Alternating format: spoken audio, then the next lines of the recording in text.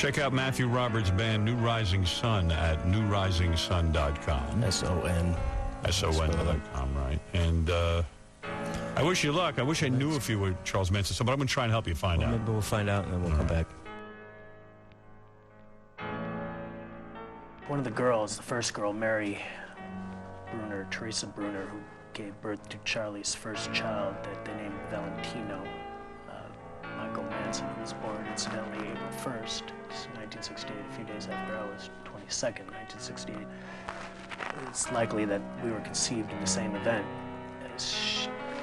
This woman, Mary Bruner, was from Eau Claire, Wisconsin, and my mother is from Exland. Well, when she sends me her letters, the letter is stamped by the post office in Eau Claire. So obviously they're right next to each other.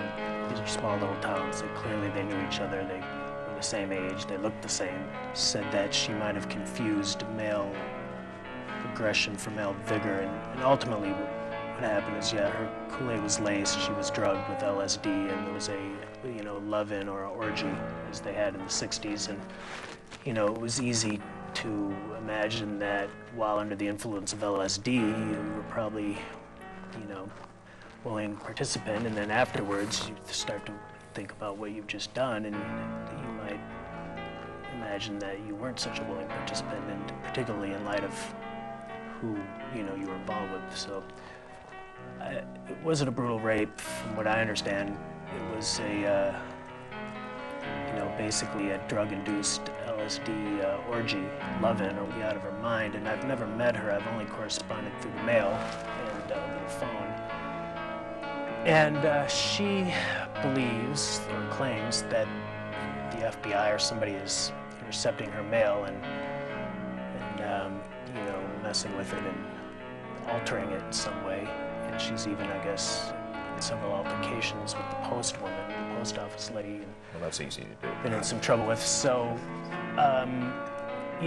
either she is crazy, completely mentally ill, paranoid delusions of grandeur, and I don't know what else, or her mail is being messed with, and there's an attempt on the FBI or whoever that seeks to, I guess, keep this information classified or hidden from me to make it appear as though she's crazy, by virtue of really coming to terms with the idea that he is my father, and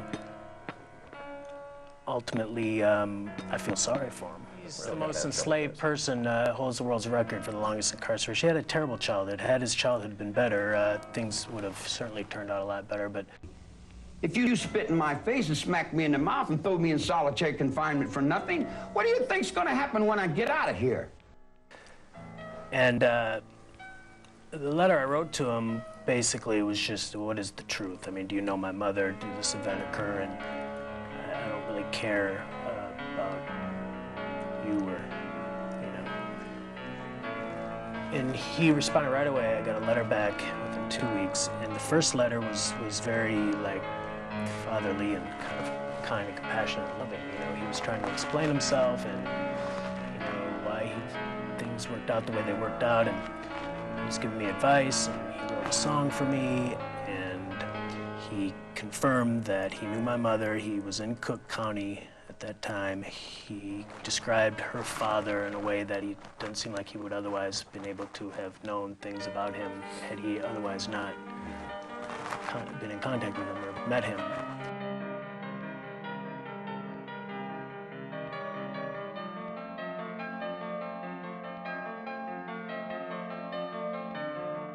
And then immediately he sent a second letter that was a little bit more aggressive, saying, don't ride on my coattails.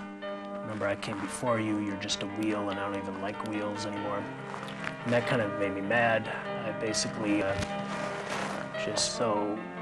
I really had to go beyond good and evil in the traditional sense to really, I guess, investigate or to contemplate my own conception. I mean, do I thank my father for raping my mother from my life? Do I hate him, or is it disrespectful to love my father? My mother's still suffering, obviously. So I don't make such judgments. I don't think. It seems to me that he's just destined to be incarcerated, and I don't feel like he's, you know, he's not a good guy, I guess. He's probably not somebody that they really want out on the streets, you know, and certainly I don't want to get into, I don't want to try to justify him or, you know, that there were a lot more people involved other than Charlie, and I think it revolves around this moonchild idea, this, you know, this whatever it was they were trying to do that the FBI sought to classify in their files or whatever. I really don't know what was going on, but I think that there's a lot more going on than just Charlie brainwashing some girls. You know, I don't know what secret organizations that had this idea they called the Moonchild, that ironically Roman Polanski took from Rosemary's Baby. Portrayed and made a fairly accurate account, I guess, of Rosemary's Baby. And you know, you dose the mother and conceive the child, and then dose the child that's in the womb. You create this genetically altered child. Well, I'm the Moonchild. I'm Rosemary's Baby. I was dosed, and I was dosed in the womb, and as a result, I have this night terrors. Now, whether that's real or true is one thing, but what matters is that they believed it was, and now I'm, you know, paying the consequences.